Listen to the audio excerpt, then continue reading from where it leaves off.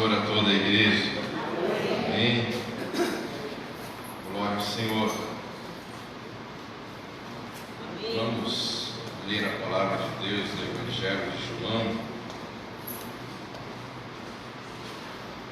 capítulo 9. João, capítulo 9.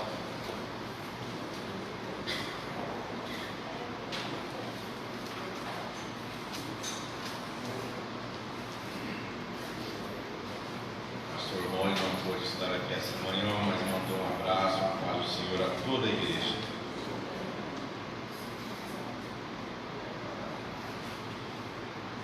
Passando Jesus, viu um homem cego de nascença. E os seus discípulos perguntaram, dizendo: Rabi, quem pecou, este ou seus pais, para que nascesse cego? Jesus respondeu: nem este pecou, nem seus pais, mas foi assim para que manifestem nele as obras de Deus. Convém que eu faça as obras daquele que me enviou enquanto é dia. A noite vem, quando ninguém pode trabalhar. Enquanto estou no mundo, sou a luz do mundo. Tendo dito isto, cuspiu na terra e com a saliva fez lodo e untou com o lodo os olhos do cego. E disse-lhe: vai, lava-te no tanque de Siloé, que significa enviado. Foi, pois, ele lavou-se e voltou vendo. Então os vizinhos, aqueles que dantes tinha visto que era cego, dizia: não é esse aquele que estava sentado e mendigava? Uns diziam: é este, outros: parece com ele. E ele dizia: sou eu. Diziam-lhe, pois: como se te abriu os olhos? Ele respondeu e disse: um homem chamado Jesus fez lodo, untou-me os olhos e disse-me: vai ao tanque Siloé, lava-te. Eu fui, lavei e vi. Responderam-lhe, pois: onde está ele? Respondeu: não sei. Levaram, pois, aos fariseus.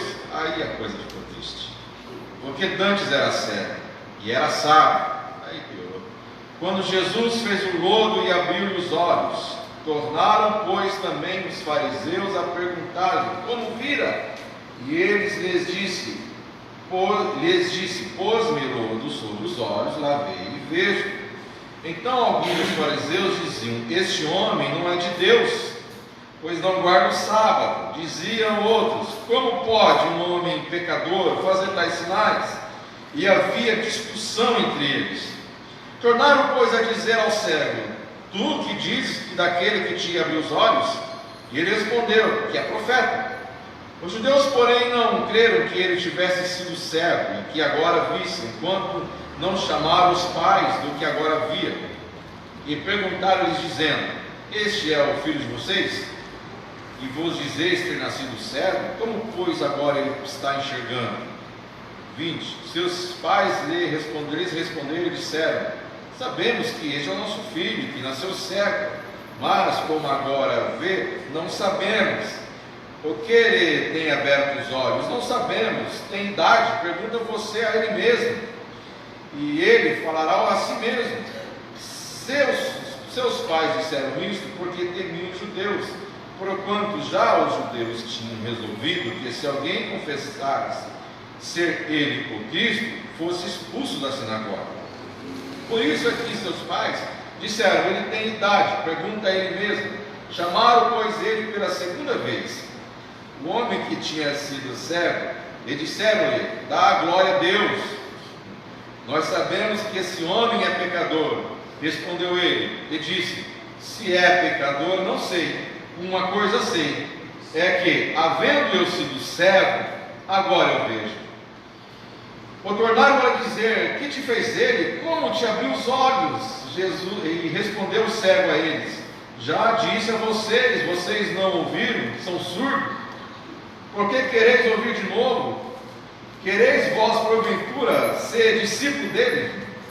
Então injuriaram, maldisseram condenaram, julgaram, blasfemaram e disseram: discípulo dele seja tu, nós porém somos discípulos de Moisés. Nós bem sabemos que Deus falou a Moisés, mas este não sabemos de onde é. O homem respondeu e disse: nisto pois está a maravilha, que vós não saibais de onde ele é, e contudo me abrisse os olhos.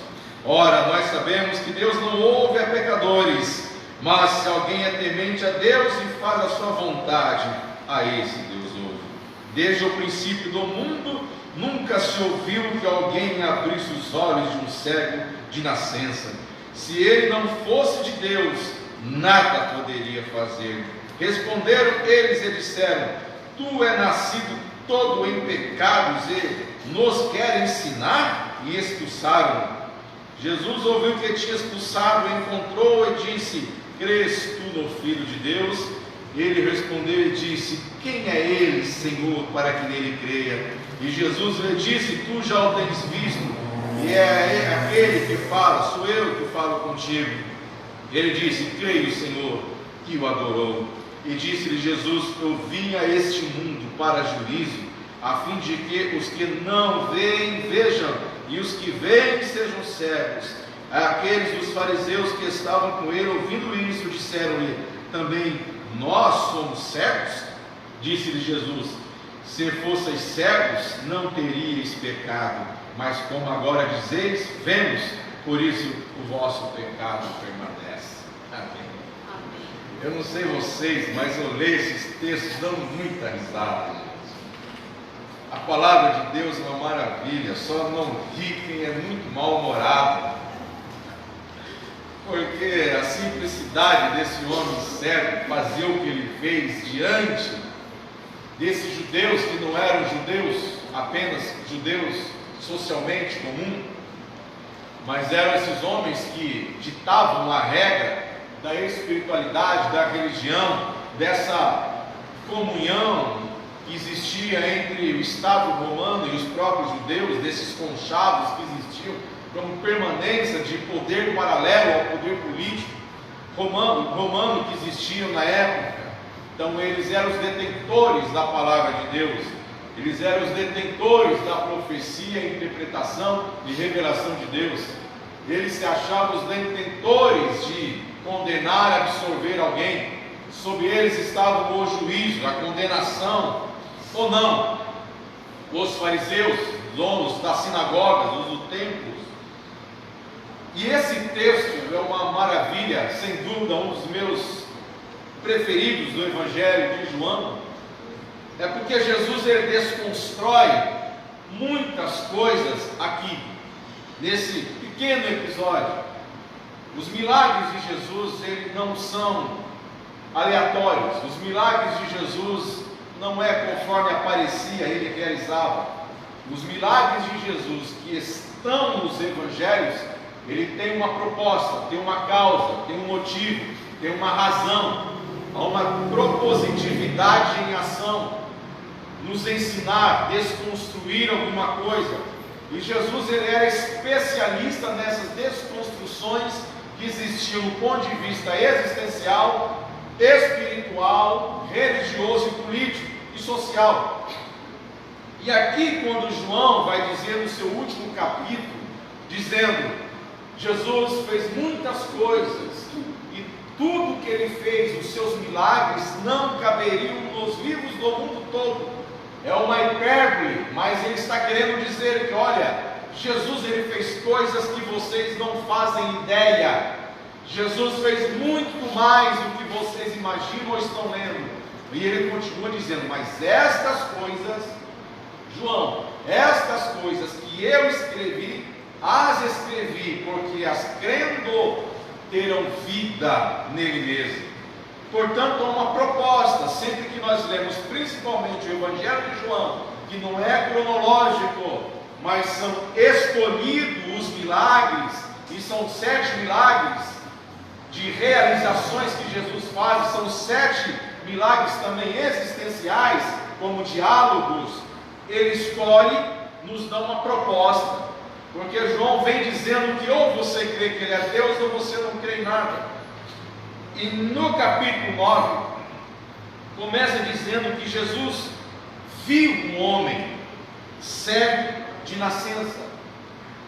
Aqui a palavra cego de nascença é que vai desenrolar todo o processo, porque não é um milagre de um cego que passa a ver comum, se é que isso pode ser comum, mas é priorizado porque, além de cego, atualmente, não é uma cegueira temporária, uma cegueira de catarata, é uma cegueira de nascença, que a anatomia desse camarada, quando ele nasce, já é sentenciado a não enxergar o resto da vida.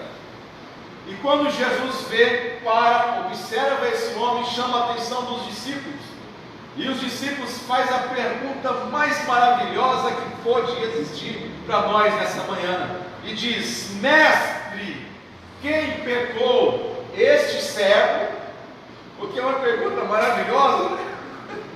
Porque ele nasceu cego, então ele pecou para ser cego, ou seja, pecou no útero da mãe dele, pecou na vida passada, pecou quando foi que ele pecou por nascer cego, ou seus pais pecaram para que ele nascesse assim, ponto final. E Jesus ele vai responder: nem ele pecou e nem seus pais pecaram, mas isso é para que manifestasse nele a obra, a glória, a virtude de Deus. Aí ele quebrou o mundo todo agora.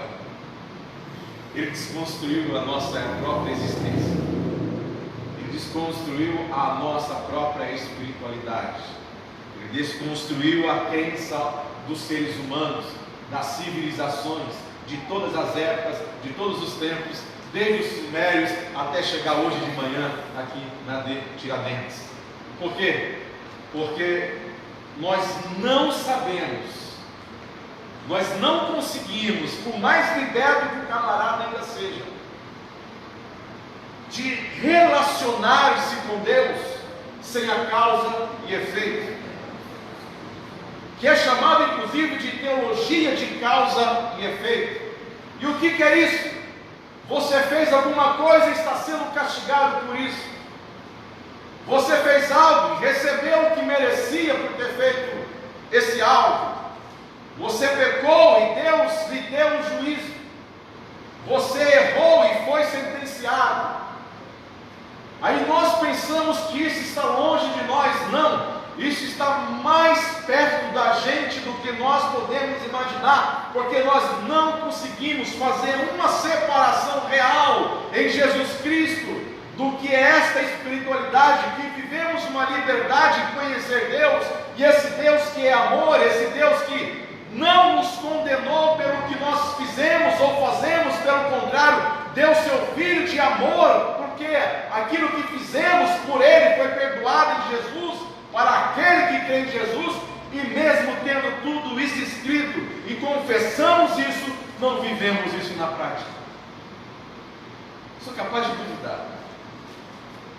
Se isso era assim com os judeus, que tinha várias matizes, várias raízes, vários caminhos de crenças, desde a reencarnação, quanto a não verdade do mundo espiritual, e por aí vai. Nós, por exemplo, evangélicos, vamos firmar os nossos olhos aqui, nós vivemos uma vida com Deus de causa e efeito o tempo todo. O tempo todo. É a gente saber alguma história de alguém que está passando um perrengue na vida, a gente vai perguntar: poxa vida, o que essa pessoa fez de errado para estar recebendo tanta coisa assim?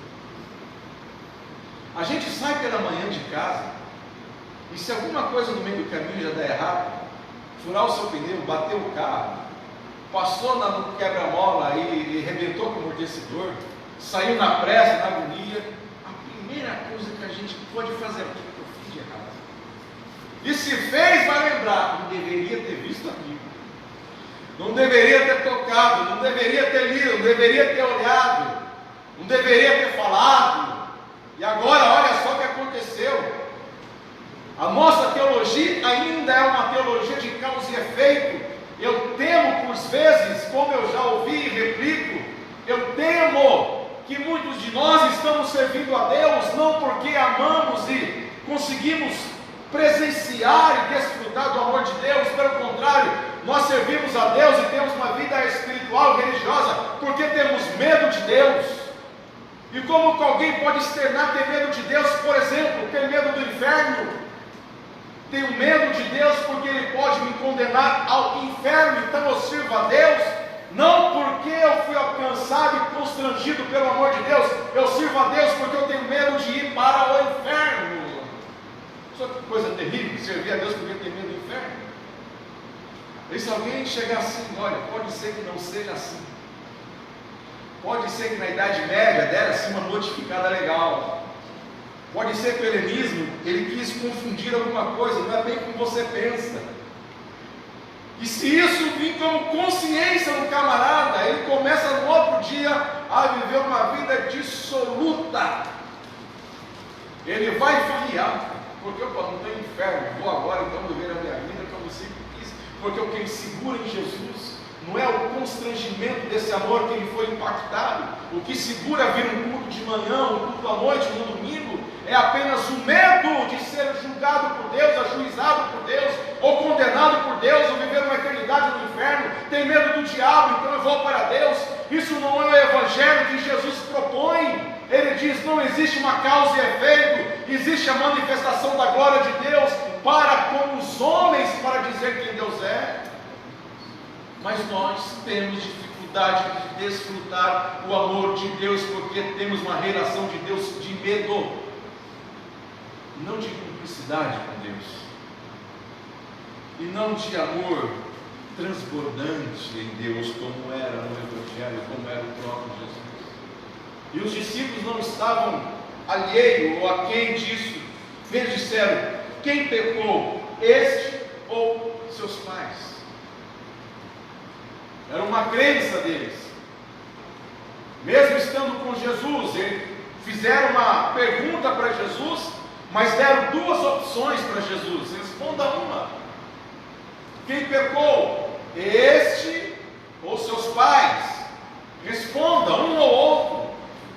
Nos dê a teologia. E Jesus disse: não, nem ele pecou e nem seus pais pecaram. Jesus diz: não há causa e efeito na vida com Deus. Sabe por que não há causa e efeito na vida com Deus? Em primeiro lugar, porque se Deus desse a nós o que nós merecíamos, pode ter certeza, nenhum de nós estaria aqui para contar a história. É porque nós vivemos em tempos que o juízo de Deus é uma palavra que consegue arrebatar pessoas para ficar próximo da gente. É porque a condenação de Deus não tem palavra melhor. Deus está te condenando. Cuidado com o diabo, cuidado com o inferno, cuidado com a condenação eterna. Não tem mensagem melhor do que aprisionar pessoas e elas estarem com medo coletivo e viver uma vida religiosa porque vive com medo. Isso foi inventado? Não, mas isso foi potencializado na Idade Média, com o cristianismo da Idade Média, na caça às bruxas, que dizia: ou você está com a igreja ou você está com o diabo, qual que você escolhe? Só que Jesus, ele quer ter conosco uma relação de amor, uma relação de carinho, uma relação de afeto, uma relação de cumplicidade por aquilo que Ele fez por você, dizendo para você: você não merecia, você não merece a glória de Deus, você não merece o amor de Deus, você não merece ser transbordado da graça de Deus, todavia eu lhe fiz merecido por mim. Essa é a relação do Evangelho. É por isso que, na contextualização disso tudo, quando Jesus diz: não há causa e efeito, não existe condenação para ele, nem para o seu pai, não existe se ele pecou ou os pais pecaram, não existe vidas passadas que podem trazer condenação hoje, não existe gerações que passaram na sua vida antiga que você não sabe que existe, mas chegou até hoje, você é como é porque está pagando por um preço que alguém fez para você numa vida de outrora. Não existe essa reencarnação que você tem que ir voltar, até ser iluminado e chegar a alguém que seja melhor. Jesus está dizendo: não, outras vidas não lhe traz uma vida aqui de condenação ou de efeito por uma causa, e seus pais não são culpados por aquilo que você é, e se as coisas deram errado na sua vida, não diga que Deus está te condenando, te ajuizando disso, te castigando por isso, porque a única condenação que Deus deu aos homens é: ou você crê no Filho de Deus, ou você não crê no Filho de Deus. Ou você crê no Filho de Deus e está salvo, ou você não crê no Filho de Deus e está condenado. Fora isso, é procedência maligna. E nessa contextualização, quando Jesus ele diz, nem ele pecou nem seus pais, ele vai além e respondeu, mas foi assim. O que esse foi assim? Ele nasceu cego para que se manifestasse nele a obra de Deus. Em outras traduções, a glória de Deus, ou virtude de Deus, ou sinais de Deus. Jesus está resgatando aqui uma coisa, ou nos ensinando, melhor dizendo, que algo que a igreja na reforma protestante resgatou e que nós estamos perdendo, é a glória de Deus sobre todas as coisas. Porque na nossa cabeça funciona assim. Como que funciona a nossa cabeça em relação a Deus? Se algo está dando certo, é bom, então vem de Deus. Se deu errado, deu ruim, não é de Deus. E se é de Deus, não castiga. Porém que o que a gente chama de bom é de Deus, damos aleluia e chamamos disso de glória de Deus, é aquilo que é bom para mim, é aquilo que me coloca em saúde, que me coloca com dinheiro, aquilo que me dá saúde emocional inabalável. Não acontece nada de errado na minha vida e tudo que eu faço prospera. E se alguma coisa deu errado, existe alguma coisa por trás disso, como um fenômeno que fez algo dar errado, que não é de Deus, e se é um castigo de Deus. A gente é assim. E Jesus está dizendo, olha, a glória de Deus se manifesta, inclusive naquilo que nós chamamos de errado, ou Deus me livre. Dizendo que a glória de Deus existe para Deus e não para os homens. O que é viver para a glória de Deus? É dar glória a Deus em tudo que nós estamos vivendo. Que a proposta nessa caminhada de fé, tudo que acontece conosco é para a obra e manifestação de Deus, no qual eu não sei explicar, mas posso viver. E dito isso, Jesus vai e vem essa teologia ruim que fala que Jesus vai reconstruir no corpo dele, fala. Jesus só cospe no chão por algum motivo ou razão, assim como para o outro ele cuspiu, só mandou ver. É para gerar um processo nele, além de tudo, faz aquela cusparada, aquela nojeira toda. Aí por causa disso tem uns pregadores babacas que estão cuspindo nas pessoas. E o pior, aí bota no olho dele, aí Jesus fala, eu estou com meu olho tudo cuspido, eu vou ficar assim. Aí disse que o cara foi lavar num tanque chamado Enviado e abriu os olhos. Porque é uma coisa extraordinária, um cego de nascença que abre os olhos e enxerga pela primeira vez, discernindo todas as coisas. Ele faz uma cura mental, ele faz uma cura anatômica, órgãos que envolvem o olho, mas também do cérebro, que faz discernimento do olhar, ao mesmo tempo deficiência, não tem, ele não precisa fazer uma terapia, não precisa fazer uma fisioterapia, ele simplesmente abre o olho, nasceu cego e consegue discernir todas as coisas. Agora eu vejo, agora eu enxergo.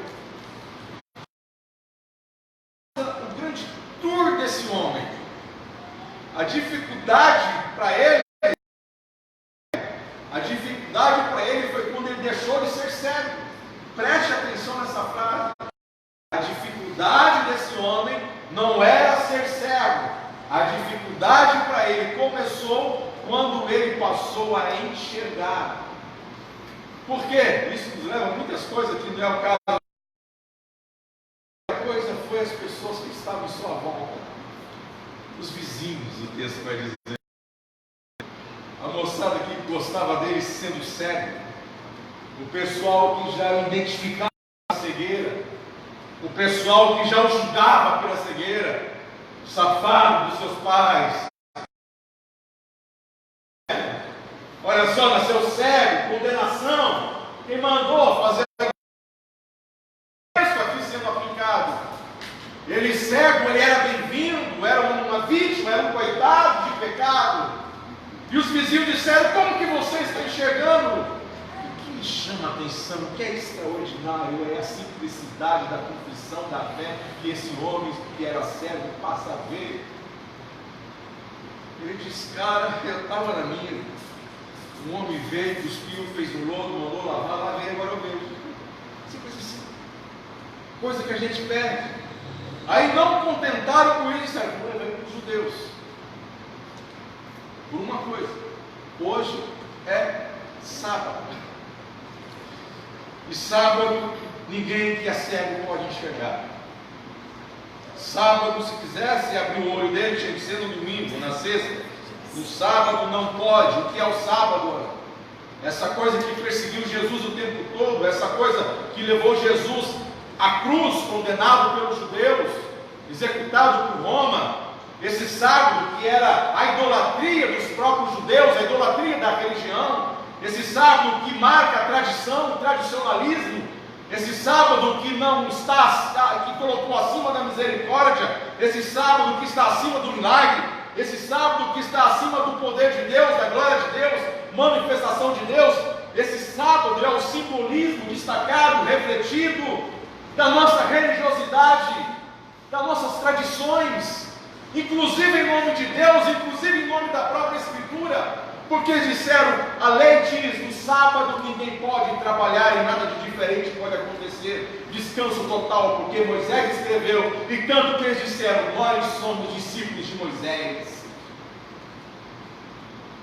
E Jesus está dizendo: a lei é de Deus para os homens, porque para Deus nem a sua própria lei o pode segurar.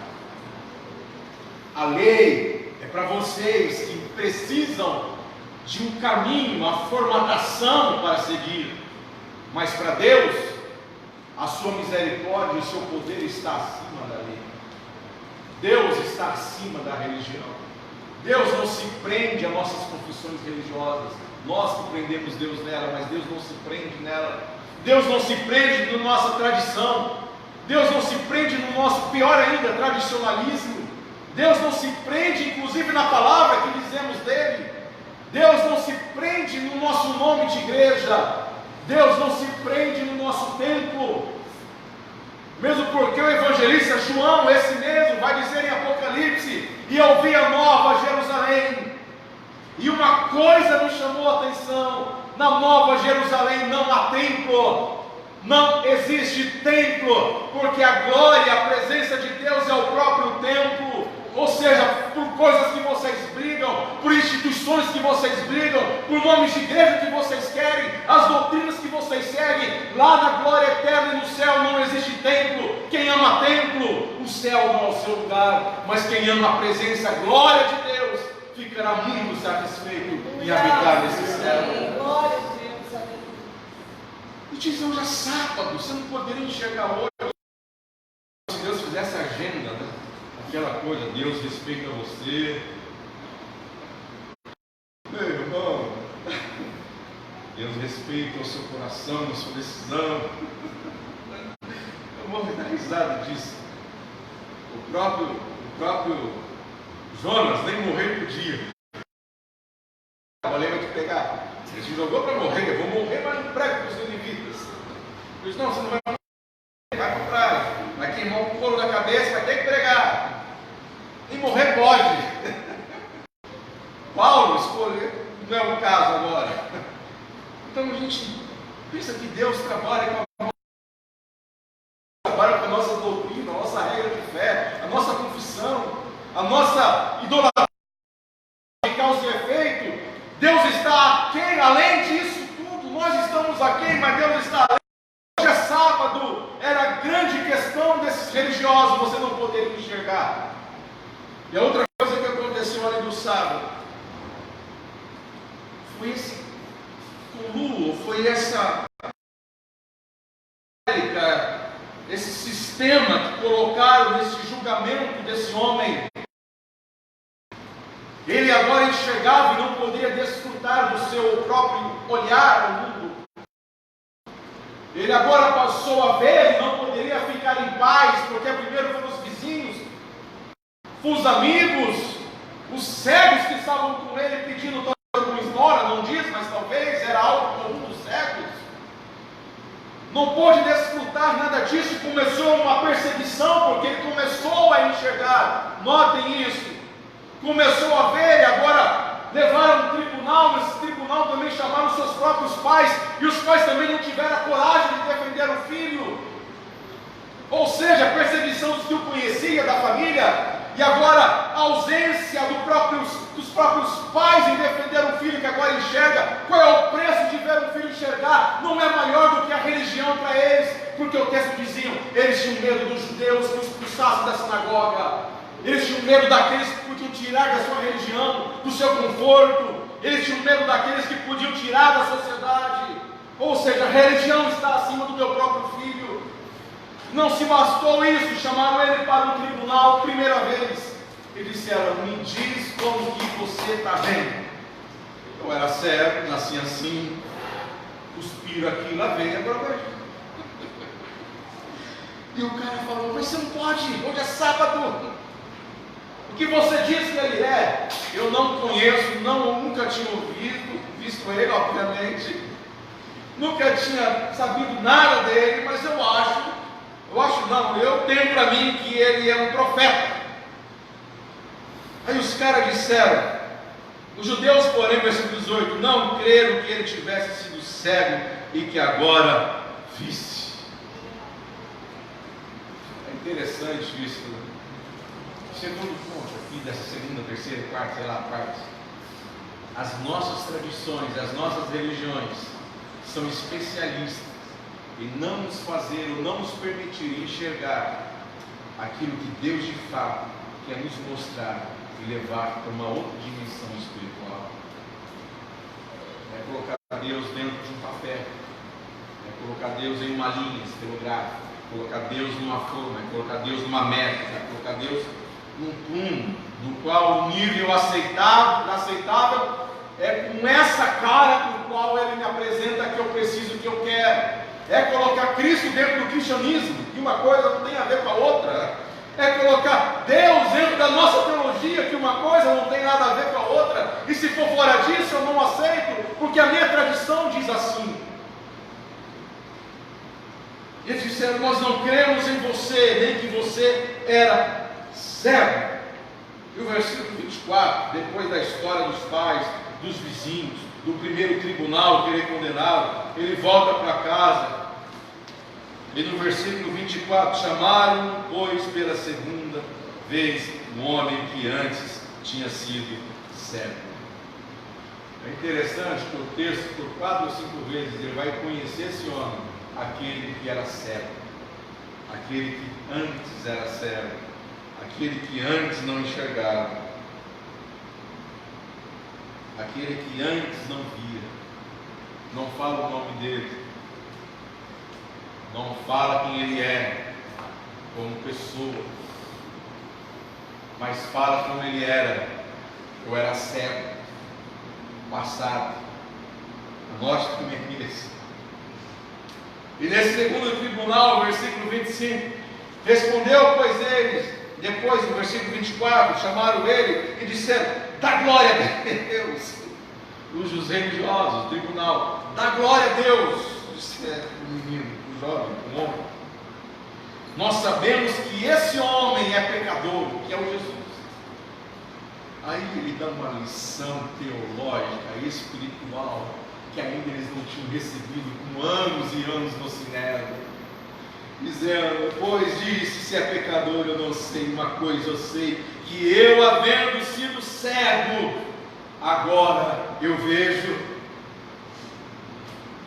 Respondeu-lhe Javão, disse: não ouviste? Que quereis porventura ser seu discípulo? Nisto está a maravilha, o versículo 30, nisto está a maravilha. Ou seja, vocês não estão entendendo, judeus religiosos, vocês não estão compreendendo ainda o que está acontecendo aqui.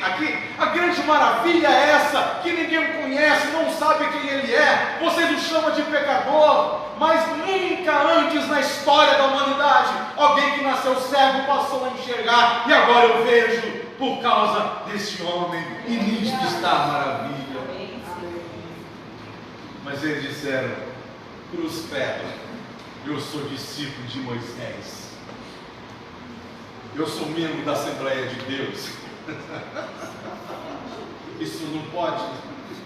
Cadê? Eu sou da presbiteriana. Cadê os reformadores na tua pregação? Cadê os anabatistas historicamente? Eu sou da Universal, falta sal e fogueira nesse lugar. Deus me livre de viver assim. Ou sou católico, a igreja é a mandante acima inclusive da palavra, e os filhos da igreja são salvos de fato. Ou sou evangélico, e só a gente tem o poder de ser salvo e ninguém mais. E todo mundo resta vai para o inferno. Eu sou discípulo de Moisés, discípulo dele seja tu. Profetizaram para esse cego: seja tu. E o versículo 28, então injuriaram, amaldiçoaram, e disseram: discípulo dele seja tu. Nós, porém, somos discípulos de Moisés.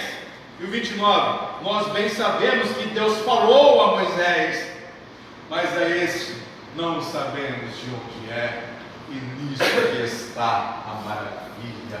É a resposta desse cego. Qual é a maravilha? Desse Deus que está além das nossas razões, desse Deus que está além das nossas concepções, desse Deus que está além das nossas confissões de fé, desse Deus que está além das nossas teologias, que são mais históricas e sociais do que escriturísticas, desse Deus que quer ter um relacionamento e não nos permitimos por vezes, desse Deus que quer ser transbordante de amor em nossos corações, e nisto está a maravilha, que vós não saibais de onde ele é, e contudo me abrisse os olhos, e contudo me abrisse os olhos. Desde o princípio ele prega para eles. O versículo 34, responderam, eles lhe disseram: tu és nascido todo em pecados. Ou seja, você é cego, você nasceu todo em pecados, eu enxergo e sou santo. E quer nos ensinar? E o versículo de número 34 diz, final, expulsaram. Aí acontece uma outra coisa na vida dele, agora começa a coisa boa. O versículo 35, Jesus ouviu que eu tinha expulsado, encontrando-o, disse: crês tu no Filho de Deus? Olha o processo, por isso que é proposital. Temos que ler a Bíblia com inteligência. Ele é curado, Jesus sai de cena, Jesus fica nos bastidores, vendo aquela briga toda, coitadinho sendo levado de um lado para o outro. Enquanto era cego era bom, agora eu vejo ninguém, agora estou condenado o tempo todo. Vamos falar disso no final. E quando ele foi expulso, é que Jesus apareceu. Isso serve uma lição para a vida, não é? Por vezes Deus quer aparecer em nossa vida, mas é preciso ser expulso, nós sermos expulsos de algumas coisas que estão paralisando essa presença de Deus em nós. Às vezes, nada melhor do que uma crise para expulsar a gente da ignorância espiritual.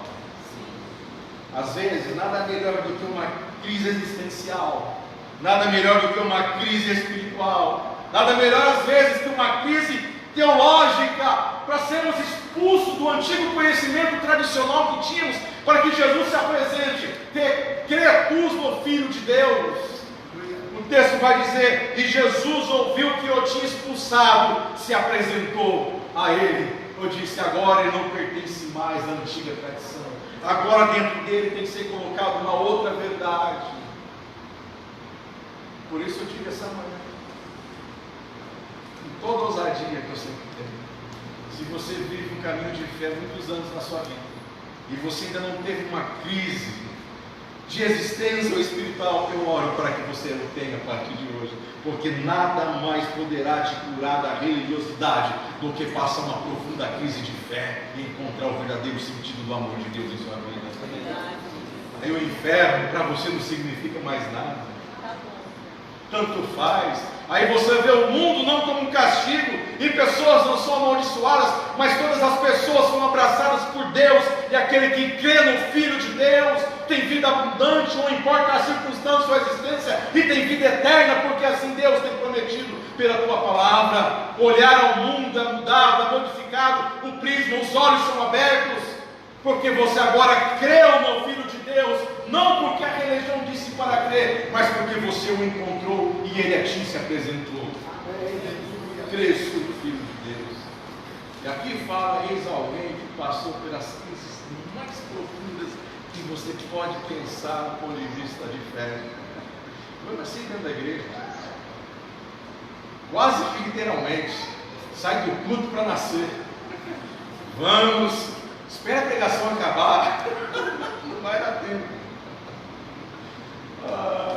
Aí vai, minha vida, filho de pastor por 40 anos, morei em quase 12 cidades diferentes, 23 casas diferentes, em pelo menos 18 igrejas diferentes, 9 pastores diferentes.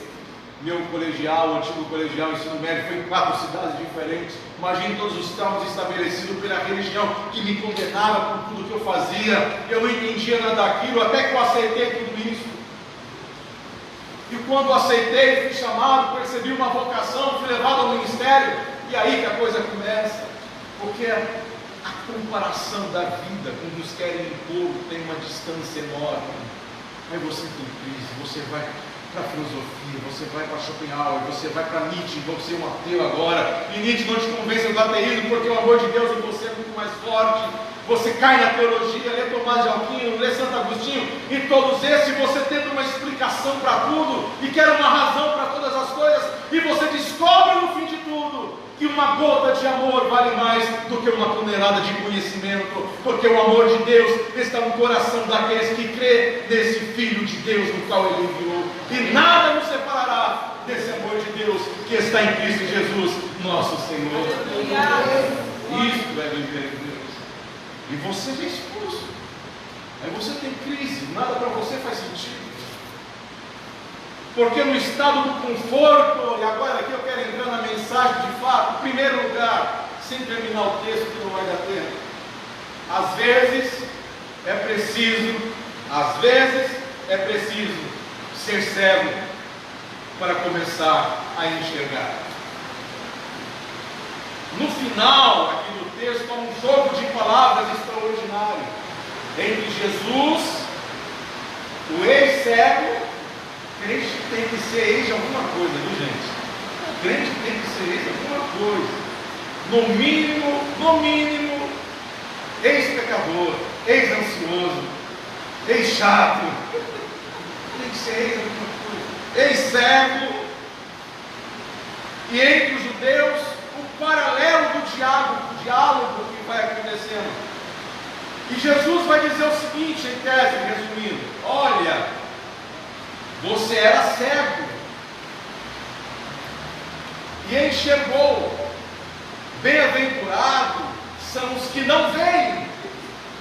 Ele abre as vistas de um homem e diz que bem-aventurados os que não veem. E o veem e não enxergam, ou enxergam e não veem, nessa contradição. Aí os fariseus perguntam: você está nos chamando de cegos, mas nós vemos. E Jesus diz: é o contrário. Às vezes é preciso não enxergar para poder ver. O que é isso? É a gente sair do nosso estado de conforto da vida, é a gente sair do nosso estado de conformismo religioso na vida. É muito mais fácil crer na causa e efeito, é muito mais fácil sermos acorrentados pelo medo, é muito mais fácil apresentar a cartilha no qual nós somos impulsionados e posicionados e obrigados. É muito mais fácil alguém dizer isso pode, isso não pode. É muito fácil você seguir um checklist de situações morais e comportamentais. O difícil é você crescer, amadurecer. O difícil é você ter uma existência. O difícil é você ter uma consciência, um discernimento pela palavra de Deus. Mas para isso é preciso não enxergar, para que seus olhos possam ser abertos. E Jesus disse: bem-aventurado é o que não vê, porque esse está a enxergar. O versículo 41 disse-lhe Jesus: se fosseis cegos, não teríeis pecado. Mas como agora dizeis, vemos, por isso o vosso pecado permanece. Olha só que coisa extraordinária. O texto começou dizendo que ele é cego porque tem pecado. Jesus disse: se vocês fossem cegos, vocês não teriam pecado, mas porque vocês enxergam aqui vocês e vocês permanecem no pecado. E Jesus está dizendo o quê? O que é que eu estou enxergando que permanece em mim o pecado? É o famoso enxergando só aquilo que eu quero ver, enxergando só aquilo que é bom para mim, enxergando aquilo que faz bem a minha religião, faz bem a minha tradição, faz bem a minha educação, faz bem no conceito familiar no qual fui habitado. Estou nesse ninho e tudo que me traz desconforto eu me chamo de não bom. Eu só quero enxergar isso. Eu quero enxergar as conveniências. Eu quero enxergar o que é o comum para mim. Eu não quero que nada saia do lugar. Eu não quero causa e efeito para a minha vida. Ou se tem causa e efeito na minha vida, que seja sempre o efeito de uma boa causa, ou uma boa causa de um bom efeito. E Jesus disse: bem-aventurado é o que não vê, e vocês estão vendo. Vendo o quê? A religião de vocês, a tradição de vocês, o tradicionalismo de vocês, que não permite um homem sendo cego agora vendo. E aí vem a segunda coisa: se você quer ser incomodado nesse mundo, se você quer ser tribulado por pessoas em sua volta, se você quer ser taxado de herege, taxado de antiético, taxado de alguém que não está nos padrões ou na forma religiosa ou cristã, abra os seus olhos de verdade, que você vai ver o quanto pessoas vão começar a te perseguir. Mas tem uma coisa: Jesus está dizendo: eu sou aquele que creio em você, eu sou melhor aquele no qual você tem crido. Jesus disse: crê no Filho de Deus. Ele disse: quem é para que eu possa crer? Sou eu que falo contigo. Ele respondeu: eu creio, Senhor, em ti, e o adorou. Ou seja, você tem que tomar um posicionamento na sua vida. Que posicionamento é esse? Ou você é criticado por Jesus, ou você é criticado pelas pessoas que estão em sua volta, religiosas. Jesus se apresentou a ele, o salvou, depois que os seus olhos foram abertos e expulso daquele ambiente, agora salvo. Mas Jesus criticou os que não aceitaram que os olhos dele agora estavam abertos. Qual o seu posicionamento? Qual o seu posicionamento teológico? Qual o seu posicionamento espiritual? O que você quer enxergar? O que você quer ver? Você quer ver métodos, você quer ver tradições, você quer ver o que é comum ao longo da existência da vida, ou você de fato quer os seus olhos abertos por Jesus, tendo que ser lavado no tanque do enviado, e não é no incêndio, não é enviado mesmo, por Jesus. Lava, abre os seus olhos, eu te envio para que seus olhos sejam abertos. Jesus não envia ninguém com seus olhos fechados para abrir os olhos dos outros, porque será mais uma réplica religiosa. Mas Jesus disse: eu te envio para que você abra os seus olhos. E ele voltou enxergando, vendo e passando por todas as crises em sua volta, mas no fim sendo justificado por Jesus. Para encerrar, por último, abandone as causas e efeitos na sua vida, se você realmente quer viver uma vida espiritual profunda em Deus. Isso é muito difícil, gente. Eu lembrei desse texto que veio pregar hoje de manhã. Eu sabia que ia pregar ele, e no meio do caminho já pequei contra ele. Sabe por quê? Eu estou com uma roupa ali no carro, depois eu vou para um outro lugar, dar uns mergulhos na chuva. A gente não mergulha de calça, ao contrário do que muitos evangélicos dizem. Hoje eu estou afiado. Aí eu vi que tinha um chinelo virado. Tinha um para cima e outro para baixo.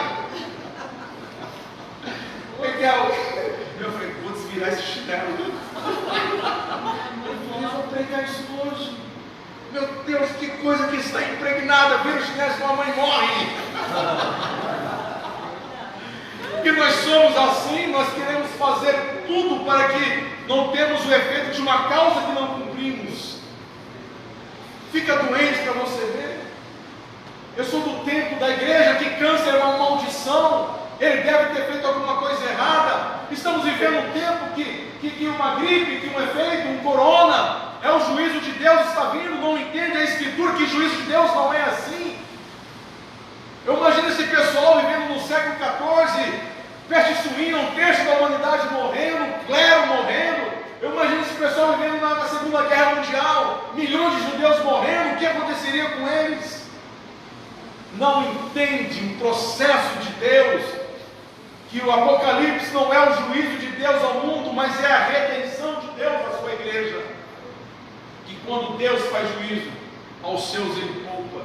Então isso é uma questão natural, social, que faz parte da desumanização, que é o processo final do Apocalipse. E essa causa e efeito tem que sair de nós. Não sai da noite para o dia, mas tem que entrar no processo espiritual. Pastor, então eu posso fazer tudo? Pode. Faz. Que ao mesmo tempo existe uma coisa natural que Deus estabeleceu na terra.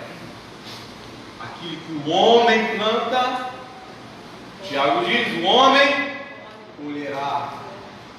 Você está culpando o diabo, culpando o juízo de Deus. Aqui você plantou desamor e colhe desamor. Planta desonestidade, vai colher desonestidade. Planta o ódio, vai colher o ódio. Planta a vingança, vai colher a vingança. Plante o amor, plante coisas boas estarão à sua volta. É simples.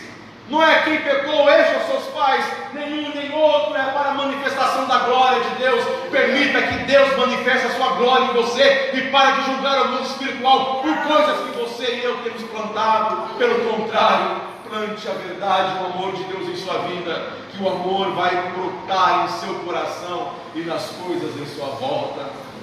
Jesus o abraça, Jesus o ama, Jesus o quer, Jesus o cura, Jesus abre os seus olhos. No final das contas, mais enxerga aquele que não vê do que aquele que diz que tem os olhos abertos. Se coloque em pé, em nome de Jesus.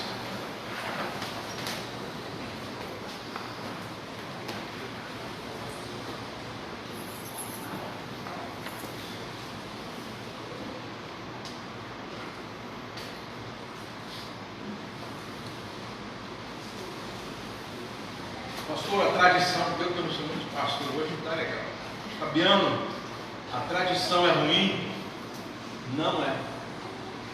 O tradicionalismo é ruim. O que é o tradicionalismo? É quando nós colocamos a tradição acima do valor humano. Quando colocamos a tradição acima do bem do próximo. Quando colocamos a tradição acima da verdade espiritual. Quando nos travamos, quando ficamos com algemas nos pulsos, nos pés, em nome de uma causa que Deus não está nela. A causa de Deus é o amor, porque Deus é. Deus é.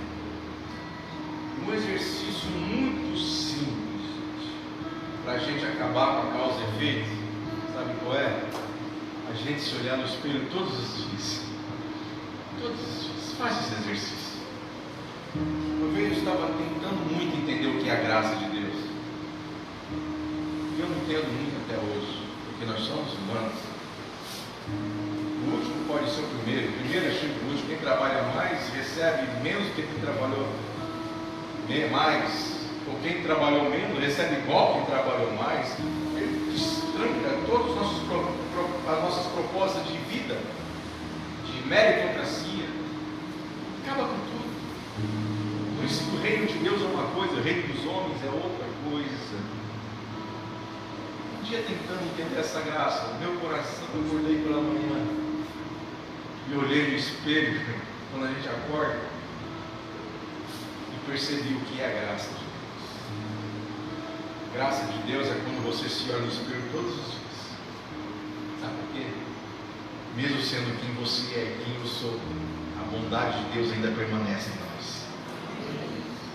Quando a gente tira essa ufanação do evangeliquez em nós, esse apavonamento que estufa o peito e acha que tem um poder sobre qualquer outra religião, donos da verdade, da razão, e por isso que a causa e efeito no ambiente moral é onde ele mais tem as suas garras apontadas. Quando a gente se olha no espelho e se reconhece, por mais que a gente tenta, por mais que a gente busque, todos os dias escapam coisas horríveis em nós. E mesmo assim, a bondade de Deus ainda permanece em nós. E mesmo assim, a salvação está em nós, porque o amor de Deus está em nós. Você abandona a causa e efeito assim, porque se você merecesse algo de Deus, meu irmão, não seria estar aqui essa manhã. Não merecia. Se fosse levar no ponto de vista de causa e efeito, eras por eras, olho por olho, Deus, dente por dente, Deus. Benjamim, quando deu a paz do Senhor para vocês, seria torrado, como sacerdotes na antiguidade. Só fica um pozinho. Deixa eu colocar numa tigelinha de manteiga, que minha esposa adora, ou de sorvete, botar feijão, vou despachar. Deus, quando olha para a gente, Deus é santo.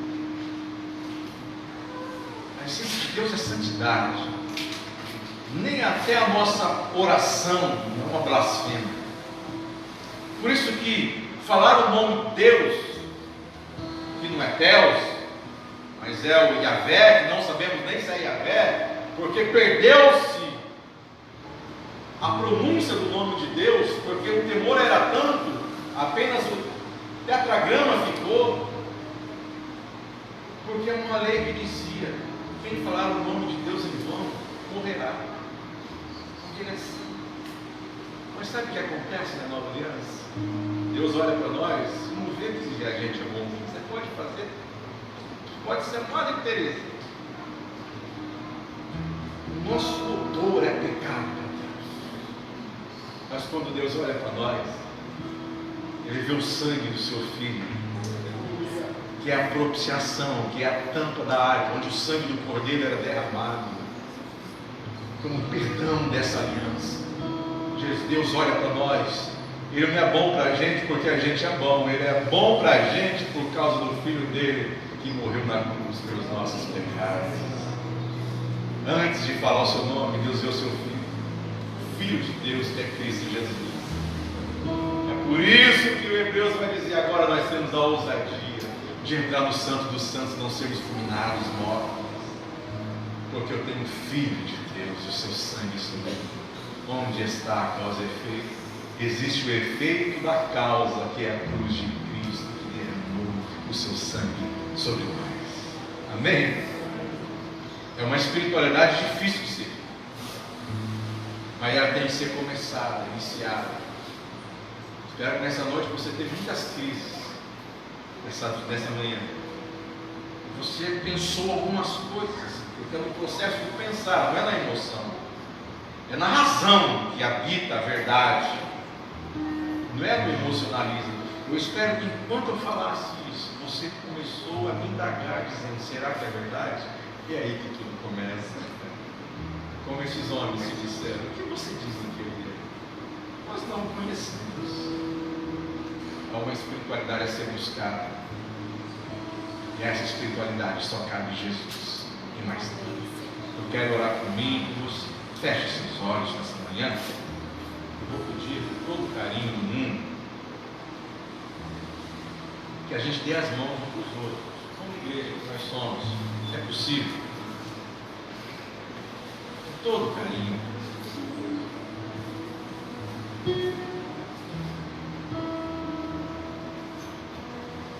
Pode vir para cá, vamos com um elo de mãos únicas, com todos nós. Se é que é possível. Amém. Olha que bonito. Que unidade que a gente fica assim. Glória a Deus. Às vezes tem alguém do lado que a gente não sabe nem o nome, né? Não tem problema, Deus sabe o seu nome. Senhor,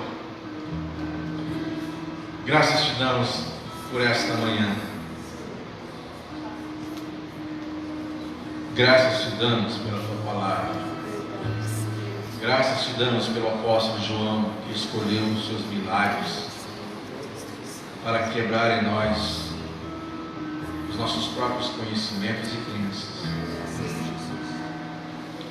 Pregamos nesta manhã daquele dia que o Senhor curou aquele cego de nascença, e ainda no céu ele será chamado por nós de ex-cego.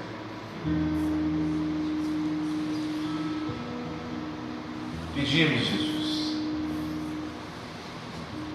que o Espírito Santo ele entre na nossa consciência, que é a sua especialidade, destrava em nós aquilo que estamos enxergando demais que não deveríamos.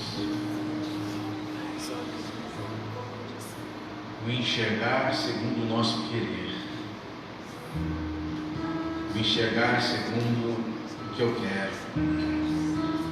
Se preciso, nos deixe cego existencialmente e espiritualmente por um tempo, para que sejamos enviados ao Siloé e saímos de lá curados, enxergando a verdade, chamando isso de maravilha, sendo expulso do nosso próprio paraíso, sendo expulso do conhecimento que outrora nos travava, do tradicionalismo que nos acorrentava, dos medos que nos não permitíamos a viver plenamente o amor de Deus hoje. Arranque de nós, Jesus, ou nos dê o caminho da instrução da Tua Palavra, a instrução do Teu Espírito, de não viver uma vida de causa e efeito conforme as tradições nos ensinaram, que a única causa e efeito da Tua Palavra hoje, na nova aliança, você crê no Filho de Deus ou você não crê no Filho de Deus, ou você tem vida eterna e abundante, ou você tem condenação eterna e eterna. Jesus, Espírito Santo, dê o caminho aos seus filhos, dê a revelação aos seus filhos, dê o conhecimento do céu aos seus filhos, Jesus.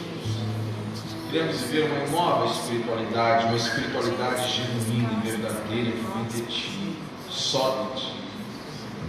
Que possamos abandonar os nossos egos, as nossas confissões ufanistas, os nossos orgulhos religiosos tradicionais, que não elegemos as causas que não são as suas causas, não queremos as nossas próprias causas, ou as causas da instituição, ou as causas da religião, ou as causas daquilo que nós aprendemos na vida. Nós queremos a verdadeira causa espiritual, que é a causa do amor para cada um de si mesmo e do próximo, porque me amo e amarei o próximo. Nos ensina a ser assim. Arranque de nós o julgamento sobre as pessoas que sofrem. Arranque de nós o julgamento sobre aqueles que estão passando dias difíceis na vida, que vem em nós, será que alguma coisa vai acontecer? Pelo contrário, que possamos estender a mão e abraçar e dizer: Deus quer manifestar em você a glória dele. Por isso eu lhe peço, Jesus, primeiro, manifeste a sua glória em nós, a sua obra em nós. Mostre aos seus filhos que os dias difíceis que eles estão vivendo ou viveram, dias de vales, dias de choro, dias de dores profundas, existenciais, choros no travesseiro, emocional abalado, dias que, ou meses ou anos que estão vivendo, que parece que não vão acabar nunca por alguma coisa do passado que aconteceu. Mostra a eles, Jesus, que tu queres manifestar a tua obra neles, ainda que hoje eles chamam de: quem será que nasceu cego? Eu, que pequei os meus pais.